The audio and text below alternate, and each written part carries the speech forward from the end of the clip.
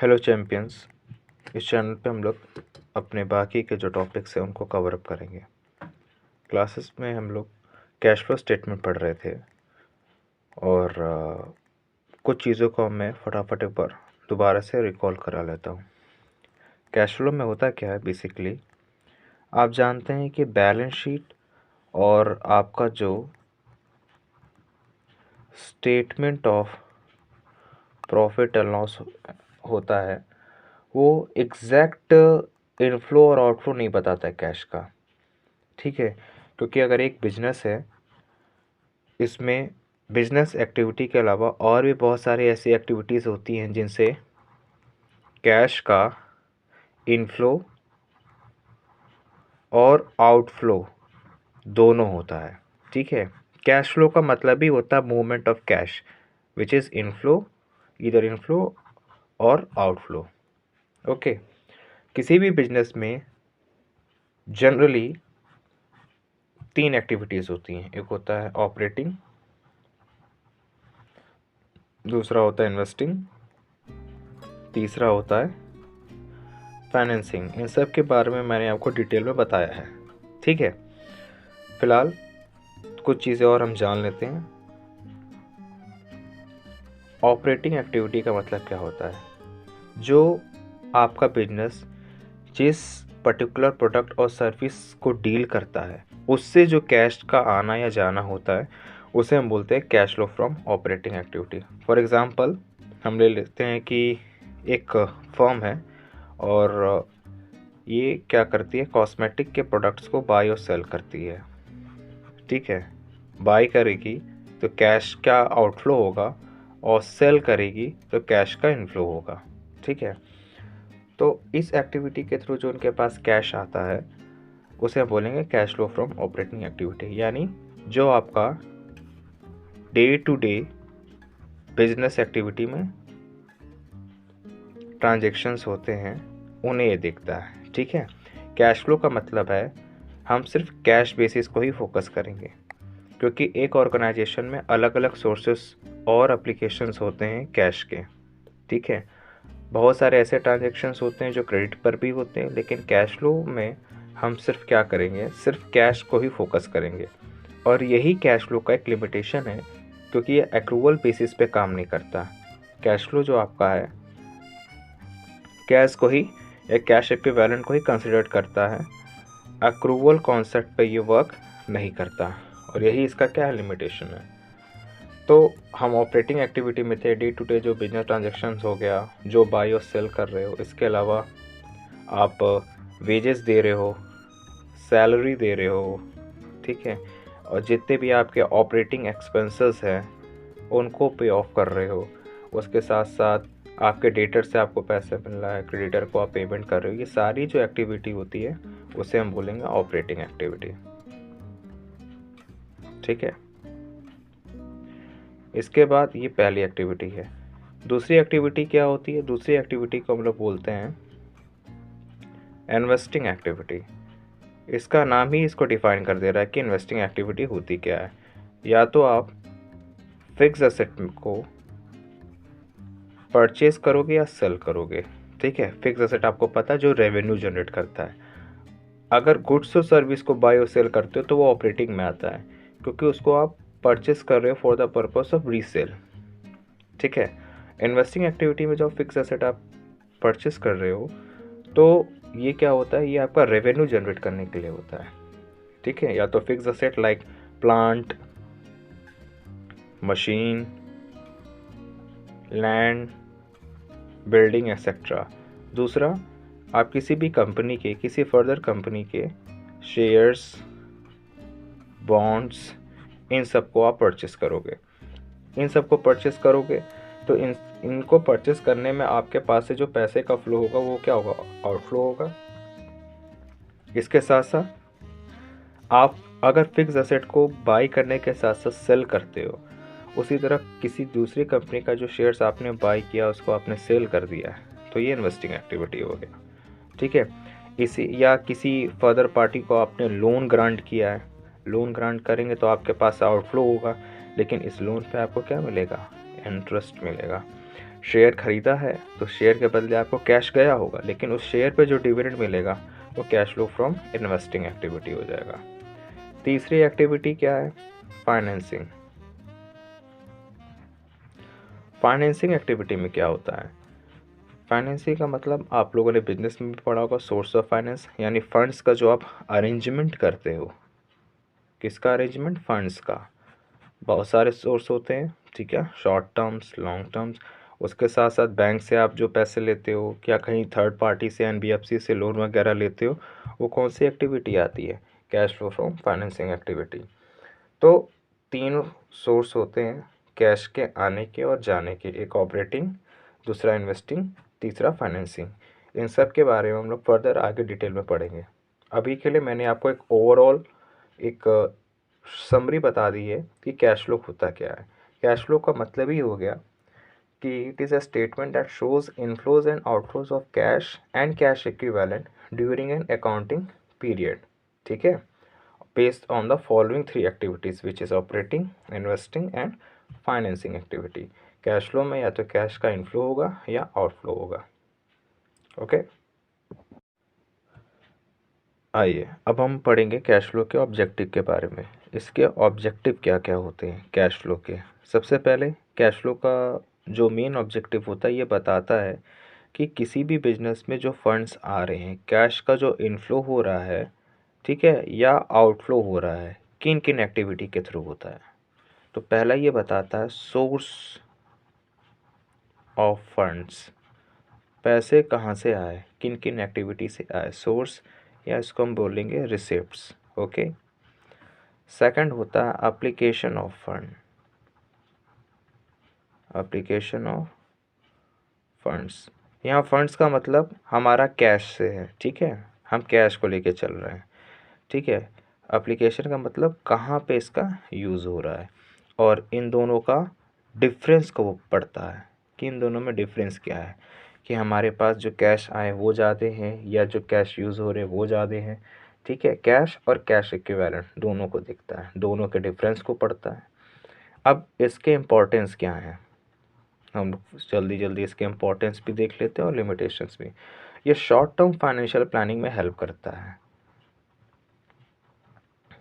Short term financial planning में ये क्या करता है? हेल्प करता है, यानी कि जो डेली ट्रांजेक्शन्स होते हैं, ठीक है, डेली ट्रांजेक्शन्स या जो भी एक्सपेंस होते हैं, उन्हें पे करने के लिए हमारे पास कैश अवेलेबल है या नहीं है, या हम ट्रेड पेबल को टाइम पे पेमेंट कर सकते हैं या नहीं कर सकते हैं, ठीक है, इन सब को स्टडी करता है। या शॉर्ट टर्म या लॉन्ग टर्म के ऊपर जो इंटरेस्ट देना है उसको हम समय पे कर पाएंगे या नहीं कर पाएंगे, ये आता है हमारा पहला इसका इम्पोर्टेंस पे। कैश फ्लो ये बताता है कि हमारी कैश पोजीशन क्या है regarding payment of interest on loan और डे टू डे एक्सपेंसेस। दूसरा, कैश बजट बनाने में भी हेल्प करता है, ठीक है। जो कैश फ्लो स्टेटमेंट होता है ये जनरली क्या होता है कि पास्ट डेटा को देख करके फ्यूचर पीरियड के लिए बनाया जाता है, ठीक है, और ये कैश बजट बनाने में हेल्प करता है। ये बताता है कि किस मंथ में कैश ज़्यादा हुआ, किस मंथ में कैश का यूज़ ज़्यादा हुआ, किस मंथ में कैश ज़्यादा रिसीव हुआ। उसके साथ साथ ये ट्रेंड को चेक करता है कि हमारा रिसिप्ट ज़्यादा है या पेमेंट ज़्यादा है। इसके साथ साथ एक और इम्पॉर्टेंट फंक्शन ये देखता है, ये बताता है डेविएशंस फ्रॉम अर्निंग। इसका मतलब ये है कि कभी कभी क्या होता है, कंपनी को बहुत ज़्यादा अमाउंट का या हम कहें ह्यूज प्रॉफिट होता है, लेकिन उस केस में फर्म के पास जो कैश होता है वो अवेलेबल ही नहीं रहता। और कभी कभी क्या होता है, फर्म को ह्यूज लॉस होता है, लेकिन फर्म के पास जो रहता है वो कैश काफ़ी अमाउंट में, यानी फर्म की जो लिक्विडिटी रहती है वो बनी रहती है। यानी प्रॉफिट होने के बाद भी फर्म की लिक्विडिटी नहीं है और लॉस होने के बाद भी फर्म की लिक्विडिटी है, ठीक है, प्लेंटी ऑफ कैश है, कि मतलब काफ़ी ज़्यादा ह्यूज अमाउंट ऑफ कैश बना रहता लॉस होने के बाद भी। तो कैश फ्लो बताता है कि इसके रीजंस क्या क्या हैं। इसके साथ साथ डिविडेंड डिसीजन में भी हेल्प करता है, मैनेजरियल डिसीजन में भी हेल्प करता है, यूज़फुल टू आउटसाइडर यानी बैंकर्स हो गए, शेयर होल्डर्स हो गए, सप्लायर्स हो गए, इवन आप लोग कैश फ्लो स्टेटमेंट किसी भी कंपनी का निकाल के पढ़ सकते हैं, तो ये आउटसाइडर के लिए भी हेल्प करता है। इसके अब लिमिटेशंस को देख लेते हैं। ये क्या करता है, नॉन कैश ट्रांजेक्शन्स को अवॉइड कर देता है, उनको रिकॉर्ड ही नहीं करता, ठीक है। और दूसरा ये क्या होता है कि लिक्विडिटी इसकी सुटेबल नहीं रहती, क्योंकि सिर्फ कैश बेसिस पे आप कंपनी के लिक्विडिटी को नहीं देख सकते, और भी कई सारे फैक्टर होते हैं, ठीक है। तो ये सारे जो ऑब्जेक्टिव्स थे, इम्पोर्टेंस थे और लिमिटेशन थे, जिनको मैंने शॉर्ट में बता दिया, ठीक। कुछ और बेसिक चीज़ें बता दूं कि कैश फ्लो स्टेटमेंट जो है ये एज़ पर AS3 के अकॉर्डिंग आपको बनाना रहता है। किन किन पार्टियों के लिए, किन किन बिजनेस एंटरप्राइजेस के लिए मैंडेटरी है, ठीक है। पहला ये कि जो भी बिजनेस इंटरप्राइजेस हैं जिनका साल भर का जो भी ट्रांजेक्शन्स है, ठीक है, मतलब एक अकाउंटिंग ईयर का जो ट्रांजेक्शन है वो 50 करोड़ से ज़्यादा हो जाता है, तो उनको कैश फ्लो बनाना ज़रूरी हो जाता है। और दूसरा वो इंटरप्राइजेस जिनकी इक्विटी या डेट सिक्योरिटी लिस्टेड है, कहाँ पे लिस्टेड है, recognize inventory exchange in India में, ठीक है। यानी वो इंटरप्राइजेज जिनकी इक्विटी सिक्योरिटीज़ जो है किसी रिकॉग्नाइज इन्वेस्टमेंट एक्सचेंज में क्या है, लिस्टेड है, लिस्टेड है, ठीक है। या वो कंपनी जिनका जो टर्नओवर है 50 करोड़ से ज़्यादा है, उनको कैश फ्लो स्टेटमेंट बनाना ज़रूरी होता है। कैश के बारे में आपको पता है, कैश का मतलब यहाँ पे हो गया cash in hand and cash at bank, यानी इन शॉर्ट इसको हम लोग डिमांड डिपॉजिट भी कह सकते हैं, पेबल और डिमांड। कैश तो हम लोग समझ रहे हैं। कैश इक्विवेलेंट क्या होता है, कैश इक्विवेलेंट क्या होता है, कैश इक्विवेलेंट का मतलब क्या होता है, कैश इक्विवेलेंट का मतलब ये होता है ये हाईली लिक्विड इन्वेस्टमेंट होते हैं। ये क्या होते हैं, short term highly liquid investment होते हैं, ठीक है। इनके साथ काफ़ी ज़्यादा रिस्क जुड़ा रहता है और इनका जो मैच्योरिटी पीरियड होता है, मान लेते हैं 3 मंथ से कम, 3 मंथ्स और लेस, यानी जो शॉर्ट टर्म सिक्योरिटीज़ हो गई, शॉर्ट टर्म इन्वेस्टमेंट हो गए, जो 3 महीने के अंदर अंदर, ठीक है, जिनका मैक्सिमम मैच्योरिटी पीरियड होता है, वो कैश इक्विवेलेंट होते हैं। ये अर्जेंट नीड के लिए बनाए जाते हैं, ठीक है। अर्जेंट नीड, आपको अर्जेंट नीड की ज़रूरत थी, आपने अपना एक स्टॉक बेच दिया, आपने एक अपना इन्वेस्टमेंट बेच दिया, ठीक है। जैसे ट्रेजरी बिल हो गया, कमर्शियल पेपर्स हो गया, ये सारे क्या है, कैश इक्विवेलेंट है, ओके। अब हम लोग जहाँ पे क्वेश्चन छोड़े थे वहाँ से हम लोग क्वेश्चन शुरू करेंगे, ठीक है। स्टार्टिंग हम लोग करेंगे कैश फ्लो के फॉर्मेट से। अब आपके सामने एक कैश फ्लो स्टेटमेंट आपको दिख रहा है, ये आपका पूरा स्ट्रक्चर होता है। 3 एक्टिविटी होती है, ऑपरेटिंग एक्टिविटी, फिर उसके बाद इन्वेस्टिंग एक्टिविटी और तीसरा उसके बाद आपकी फाइनेंसिंग एक्टिविटी। तीनों एक्टिविटी जोड़ने के बाद जो भी हमारे नेट इंक्रीज़ और डिक्रीज कैश इक्विवेलेंट आता है उसको जोड़ करके हम लोग यहाँ लिख देते हैं। उसके बाद कैश और cash equivalent at the beginning of the year जब जोड़ते हैं तो हमें पता चल जाता है cash and cash equivalent eight the end of year कितना है। कैश फ्लो स्टेटमेंट आपको बताता है कि आपके पास जो भी पैसे आ रहे हैं किन किन एक्टिविटी के थ्रू आ रहे हैं। अब कैश फ्लो स्टेटमेंट थोड़ा लेंदी है, लेकिन इसको अगर स्टेप में आप पढ़ेंगे तो बहुत सारी चीज़ें आसान हो जाएंगी। पहला क्या है, cash flow from operating activity में कैलकुलेट करना रहता है सबसे पहले, then investing, then financing. Cash flow operating activity calculate करने के लिए सबसे पहले हमें ये देखना रहता है कि हमारे पास net profit before tax and extraordinary items given है या नहीं। अगर गिवन है तो अच्छी बात है, हम डायरेक्टली मेंशन करके आगे बढ़ सकते हैं। तो पहले अगर नहीं गिवन है तो उसको हम लोग क्या करेंगे, नोट अकाउंट में क्या करेंगे, उसको प्रिपेयर करेंगे, कैश फ्लो स्टेटमेंट के जस्ट नीचे नोट में कैलकुलेट करेंगे। तो हमारे पास net profit before tax and extraordinary item आ जाएगा, जस्ट लाइक ग्रॉस प्रॉफिट। उसमें से कोई भी एक्स्ट्रा आइटम डिडक्ट नहीं हुआ है, कोई भी टैक्स डिडक्ट नहीं हुआ है। उसके बाद क्या करेंगे, एडजस्टमेंट फॉर, लिखा है ना, non cash and non operating expenses, इनको हम लोग फोकस करेंगे। अब ये क्या होते हैं, non cash and non operating items में वो कैश मतलब वो expenses adjustment for non operating. अब net profit before tax and extra और अब net profit before tax and extraordinary items के बाद हम कैलकुलेट करेंगे adjustment for non cash and non operating items. ये नॉन कैश एक्सपेंसेस होते हैं जो कि हम कैश में पे नहीं करते, लेकिन वो एक्सपेंस होते हैं।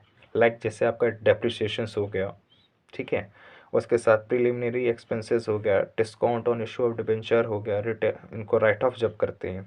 और नॉन ऑपरेटिंग आइटम्स वो खर्चे जो आपके मेन ऑपरेटिंग एक्टिविटी के थ्रू नहीं होते, ठीक है। ऑपरेटिंग एक्टिविटी क्या होती है, उसका ऑपरेटिंग एक्टिविटी का चार्ट देख लीजिएगा, उसके जो इनफ्लो और आउटफ्लो होते हैं, जो कि आप क्या कैलकुलेट करने जा रहे हो पहले स्टेट में, cash flow from operating activity. Okay, तो उसके लिए हम क्या करेंगे, सबसे पहले net profit before tax and extraordinary items को कैलकुलेट करेंगे, उसके बाद एडजस्टमेंट करेंगे। एडजस्टमेंट में क्या करेंगे, सबसे पहले डेप्रिसिएशन है, आपने घटाया था लेकिन उसके लिए पेमेंट तो आप नहीं करते हो कैश का, तो उसको वापस से क्या करोगे, ऐड करोगे। Preliminary expenses, discount on issue of debenture, ये सारे खर्चे आपने घटाए थे, इनको आप ऐड करोगे। गुडविल, पेटेंट, ट्रेडमार्क, एमोटाइज जो आपने किया उसको ऐड करोगे। Interest paid on short term और लॉन्ग टर्म बोरोइंग, मैंने बताया था शॉर्ट टर्म या लॉन्ग टर्म बोरोइंग हो, ये क्या होता है, आप उधार ले रहे हो, डेट ले रहे हो, तो ये कैश फ्लो फ्रॉम क्या हो गया, कौन सी एक्टिविटी होगी, फाइनेंसिंग एक्टिविटी। तो आपने जो इंटरेस्ट पे किया था, आपने उसको डिडक्ट किया था, तो आपको क्या करना पड़ेगा, ऐड करना पड़ेगा। Interest paid on bank overdraft और कैश क्रेडिट, इन पे जो दे रहे हो ये भी क्या है, आपके उधार हैं, इनको भी वापस से हम क्या करेंगे, ऐड करेंगे। Loss on sale of fix asset, fix asset या ये क्या होता है, परचेस करो या सेल करो, ये cash flow from investing activity होती है, ठीक है। इससे होने वाला लॉस आपने प्रॉफिट से डिडक्ट किया होगा, तो इसको वापस हम लोग क्या करेंगे, ऐड करेंगे। ठीक, हम एक रिवर्स ऑर्डर में चलते हैं, उसके बाद लेस क्या करते हैं, लिखा है इसमें, इसके साथ साथ देखिए लिखा है increase in provision for doubtful debt, यानी ऐसा प्रोविजन, प्रोविजन क्या होता है, प्रॉफिट का एक पार्ट आपने अलग कर दिया, ठीक है, एक प्रोविजन बना दिया डाउटफुल डेट्स के लिए कि इतना हमारा पैसा डूब सकता है, ठीक है। वो जो इंक्रीमेंट होगा उसको भी हम क्या करेंगे, ऐड करेंगे। इसके साथ लेस क्या करेंगे, इंटरेस्ट इनकम, आपने किसी को लोन दिया है तो वो फ्लो, कैश फ्लो फ्रॉम क्या हो जाएगा, cash flow from investing activity हो जाएगा, ठीक है, क्योंकि उस पर आपको इंटरेस्ट मिलेगा। डिविडेंड इनकम, आपने किसी के शेयर में पैसे लगाए, उस पर मिलने वाला dividend cash flow from investing activity होगा, तो उसको आप क्या करोगे, उसको आप लोग क्या करोगे कि cash flow from investing activity में दिखाओगे, तो आपने प्रॉफिट में यहाँ जोड़ा होगा तो उसको आप लेस करोगे। आपने अपनी किसी प्रॉपर्टी को रेंट पे दिया, उससे आने वाली इनकम जो है उसको लेस करोगे, क्योंकि इसमें सिर्फ और सिर्फ वही एक्सपेंस हमें दिखाने हैं, वही इनफ्लो और वही आउटफ्लो दिखाने हैं जो ऑपरेटिंग एक्टिविटी का है। उसके अलावा अदर एक्टिविटी के थ्रू जो भी इनफ्लो या आउटफ्लो होता है उसको हम लोग लेस कर देंगे या ऐड कर देंगे, ठीक। उन्हीं चीज़ों का हमें एडजस्टमेंट करना है जो नॉन ऑपरेटिंग चीज़ें हैं, इसीलिए यहाँ लिखा है ना non cash and non operating items. जो भी गेन हुआ होगा आपने प्रॉफिट में जोड़ा होगा फिक्स एसेट का, तो उसको लेस करोगे। साथ ही साथ प्रोविज़न जब आपका इंक्रीज़ हुआ तो आपने ऐड किया था, जब प्रोविज़न डिक्रीज़ होगा तो लेस करेंगे। तो ये आपका आ जाएगा operating profit before working capital changes, ठीक। इसके साथ रिवर्स ऑर्डर जैसे मैं बता रहा हूँ, डिक्रीज इन करंट एसेट होगा तो उसको ऐड करेंगे। करंट एसेट लाइक इन्वेंट्री वगैरह हो गया, आप कोई गुड्स अगर आप सेल आउट करते हो, ये तो cash flow from operating activity है। तो अब ऑपरेटिंग एक्टिविटी का मतलब क्या हो गया, आपका करंट एसेट तो डिक्रीज हुआ, करंट एसेट में क्या डिक्रीज हुआ, आपके पास से वो स्टॉक चला गया, लेकिन बदले में आपके पास क्या आ रहा है, कैश आ रहा है ना, इनफ्लो आ रहा है, तो उसको हम क्या करेंगे, ऐड करेंगे, ठीक। Decrease in current asset leads to what, inflow of cash, इसीलिए ऐड कर रहे हैं। इंक्रीज इन करंट लायबिलिटी, कोई भी करंट लायबिलिटी आप इंक्रीज कर रहे हो तो उसको भी क्या करोगे, ऐड करोगे, ठीक है। आपने क्रेडिट परचेस किया है लेकिन आपके पास से कैश तो गया नहीं ना है, आपने डिडक्ट कर दिया होगा तो उसको वापस से क्या करेंगे, ऐड करेंगे, ठीक है, क्योंकि कैश का इसमें फ्लो नहीं हुआ। उसके साथ साथ इंक्रीज इन करंट एसेट, आपने कोई स्टॉक खरीदा तो करंट एसेट बढ़ा लेकिन आपके पास से क्या चला गया, कैश चला गया ना, यानी यहाँ पे आउटफ्लो हो रहा है, तो इस वजह से उसको लेस करेंगे। और डिक्रीज इन करेंट लायबिलिटी का मतलब क्या हो गया, जैसे आपने जो भी चीज़ें आपके जैसे ट्रेड पेबल हैं, क्रेडिटर हैं, बिल्स पेबल हैं, इनका आपने क्या कर दिया, पेमेंट कर दिया। 12,000 का बिल्स पेबल था, वो अब 10,000 का हो गया, मतलब आपने 2,000 पे कर दिया होगा। उस वजह से आप क्या कर रहे हो, आपके पास से आउटफ्लो हो रहा है, तो जब आउटफ्लो हो रहा है तो उसको लेस कर देंगे। ठीक, ये एडजस्टमेंट यानी वर्किंग कैपिटल का मतलब ही हो गया करेंट एसेट और करेंट लायबिलिटी। इनसे डील करने के बाद जो कैश आता है तो लिखते हैं कैश जनरेटेड फ्रॉम ऑपरेशन। इसके बाद अगर आप इनकम टैक्स पे कर देते हो, क्वेश्चन में गिवन है, तो आ जाता है cash flow before extra ordinary items, क्योंकि यहाँ पे आपने टैक्स पे कर दिया है। स्टार्टिंग में क्या था, टैक्स के पेमेंट का प्रॉफिट था। ये सारी चीज़ों का एडजस्टमेंट करने के बाद जब आप टैक्स का पेमेंट कर दोगे, उसके बाद एक्स्ट्रा ऑर्डनरी आइटम्स का एडजस्टमेंट कर दोगे। इस आइटम्स को आप लोग नेट प्रॉफिट में भी एडजस्ट कर सकते हो, जो मैं आगे आपको बताऊँगा। वो सारे एक्स्ट्रा ऑर्डनरी आइटम्स जो कि प्रॉफिट एंड लॉस अकाउंट में क्रेडिट हैं, उनको ऐड करोगे, और वो सारे एक्स्ट्रा ऑर्डनरी आइटम जो कि प्रॉफिट एंड लॉस अकाउंट में डेबिट है, उनको लेस करोगे। इन दोनों के बारे में हम लोग आगे क्वेश्चन के साथ डिस्कस करेंगे। इन सारे एडजस्टमेंट को जब आप कर लेंगे तो आपको पता चल जाएगा cash flow from operating activity, यानी ऑपरेटिंग एक्टिविटी में कितना कैश यूज़ हुआ है। उसके बाद cash flow from investing and then cash flow from financing करेंगे, और फिर लास्ट में हम अपना cash at the end of year calculate कर लेंगे। ये आपका क्या है, कैश फ्लो स्टेटमेंट है। इसके स्ट्रक्चर को बुक में देख लीजिएगा और एक बार याद कर लीजिएगा, और जैसे जैसे हम क्वेश्चन लगाते जाएंगे स्ट्रक्चर खुद ब खुद आपके दिमाग में आ जाएगा। ओके, अब आइए, मैंने बताया था कि net profit before tax and extra ordinary items को हम लोग नोट में कैलकुलेट करेंगे, और यही हमारा पहला स्टेप होता है कैश फ्लो बनाने का। ठीक है, तो सबसे पहले नेट प्रॉफिट आप लेंगे। नेट प्रॉफिट कैसे लेंगे, करेंट ईयर आफ्टर अप्रोप्रिएशन का मतलब हो गया प्रॉफिट में से जो जो चीज़ों को आपने पहले से बांट रखा है उनको वापस से ऐड करेंगे। ठीक है, अब जैसे क्या, नेट प्रॉफिट निकालने के लिए क्या है इसमें, जो भी क्लोजिंग ईयर और ओपनिंग ईयर किस चीज़ का, प्रॉफिट एंड लॉस का, आपके सामने 2 साल के वो बैलेंस दिए होंगे, उन दोनों के डिफरेंस को आपको निकालना है। अगर डिफरेंस पॉजिटिव में है तो आपका प्रॉफिट है, नेगेटिव में तो आपका लॉस है। ठीक, उसके साथ प्रपोज डिविडेंड प्रीवियस ईयर, पिछले साल का जो प्रपोज डिविडेंड है उसको ऐड करेंगे। Interim dividend pay during the year, इस साल में यानी करंट ईयर में जो आपने डिविडेंड पे किया है इंटरिम डिविडेंड, उसको ऐड करेंगे। आपने प्रॉफिट से कुछ हिस्सा रिजर्व में ट्रांसफ़र किया होगा, उसको ऐड करेंगे। उसके साथ साथ प्रोविज़न फॉर इनकम टैक्स जो आपने बनाया है करंट ईयर का, उसको ऐड करेंगे रिफंड को लेस करने के बाद। ठीक, उसके बाद वही एक्स्ट्रा ऑर्डनरी आइटम्स जो है आपका प्रॉफिट एंड लॉस अकाउंट में जो डेबिट होता है उसको ऐड करेंगे, और एक्स्ट्रा ऑर्डनरी आइटम्स जो प्रॉफिट एंड लॉस अकाउंट में क्रेडिट होता है उसको लेस करेंगे। तो आपका आ जाएगा net profit before tax and extra ordinary item, जो आपका स्टार्टिंग पॉइंट होता है कैश फ्लो बनाने के पहले का, यानी ये वाली, इसकी हम बात कर रहे हैं। ओके, इसके बाद ये स्टेप 1 था। स्टेप 2 में क्या करेंगे, adjustment for non cash and non operating item, जिसमें डेप्रिसिएशंस हो गया, गुडविल रिटर्न ऑफ वगैरह, वो सारी चीज़ें आ गई। उसके बाद एडजस्टमेंट हम किस में करेंगे, तीसरा current asset and current liability, that is working capital के ऊपर। ठीक, उसके बाद जैसे ही हम इनकम टैक्स का डिडक्शन कर देंगे तो आपका आ जाएगा cash flow from operating activity. Operating activity आप सीख लेंगे तो इन्वेस्टिंग और फाइनेंसिंग में कुछ भी नहीं है। ठीक है, अब आगे बढ़ते हैं।